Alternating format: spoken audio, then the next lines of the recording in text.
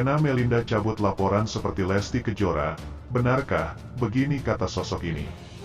Namun sebelum kita bahas, mohon dukung channel ini dengan menekan tombol like dan subscribe, agar kami lebih bersemangat menyajikan berita terupdate setiap harinya.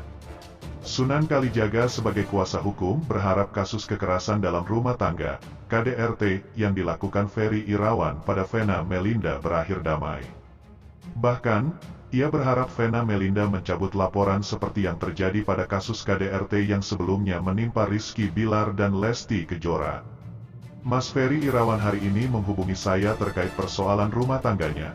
Mari kita doakan bisa berdamai dan selesai seperti Mbak Lesti dan Mas Bilar, tulisnya dalam akun Instagram @sunankalijaga_sh, Jumat, tanggal 13 Januari tahun 2023. Postingan tersebut disertai dengan unggahan video konferensi pers yang dilakukan. Bahkan di kolom komentar, ia juga memarahi beberapa netizen yang memberikan komentar negatif pada Ferry Irawan. Alah, kalian ini tahu apa soal KDRT? Lihat pemberitaan saya ini adalah pengacara pejuang para korban wanita yang terkena kekerasan. Apa kalian pernah dukung saya ketika saya bela wanita? Ucap Sunan Kalijaga dengan tulisan kapital. Yuk kita dukung perdamaian antara Mbak Vena dan Mas Ferry seperti Mbak Lesti dan Mas Bilar, lanjutnya. Para kompor-kompor ke laut aja, ucap Sunan Kalijaga.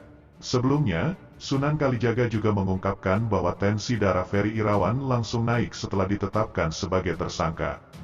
Hari ini tadi siang, Ferry menghubungi saya via telepon. Dia bercerita seperti mengadu layaknya sebagai kawan. Dia bilang, "Bang, bantuin saya." Dengan nada sedih dia bilang, "Tidak semua yang ada di pemberitaan itu benar," ujar Sunan Kalijaga. Menurut pengacara kondang itu, seharusnya ia dan Ferry Irawan bertemu secara langsung. Namun, pertemuan itu batal lantaran tekanan darah Ferry Irawan melonjak 180/120. "Aku kabari ya Mas Bro, tensi saya sudah 180/120, sambil ngasih lihat emotikon nangis, ujar Sunan Kalijaga. Jadi artinya mungkin saat ini Ferry berhalangan hadir untuk menemui saya karena mungkin saja dia dalam posisi masih di rumah sakit, sambungnya. Di sisi lain, Vena Melinda tak akan cabut laporan KDRT dan rujuk dengan Ferry Irawan. Kasus KDRT yang menimpa Vena Melinda masih terus diproses di Polda Jawa Timur. Suami Vena, Ferry Irawan, telah ditetapkan sebagai tersangka dan akan menjalani pemeriksaan pada Senin, tanggal 16 Januari tahun 2023 mendatang. Berbeda dengan kasus KDRT yang pernah menimpa Lesti Kejora namun berujung damai dengan Rizky Bilar, Vena memastikan bahwa dirinya tak akan mencabut laporan terhadap Ferry apalagi sampai berdamai. Hal ini diungkapkan langsung oleh anak pertama Vena dari pernikahan terdahulunya dengan Ivan Fadila, Verrel Bramasta. Verrel juga mengatakan bahwa ibunya telah mantap menggugat cerai. "Mama sudah memastikan kalau akan berpisah, Mama sudah janji ke aku untuk enggak cabut laporan dan enggak ada rujuk. Ya, aku akan mendukung Mama," ungkap Verrel di kawasan Jagaraksa, belum lama ini.